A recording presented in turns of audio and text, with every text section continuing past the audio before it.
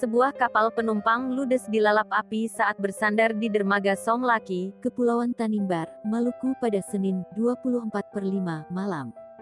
Dari hasil pemeriksaan terungkap bahwa penyebab kebakaran karena sengaja dibakar oleh anak buah kapal, ABK.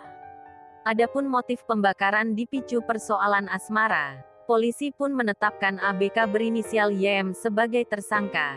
YM disebut sengaja melakukan pembakaran karena dipicu persoalan asmara pribadinya. Sebelum insiden terjadi, YM sempat mabuk dan bertengkar dengan wanita selingkuhannya.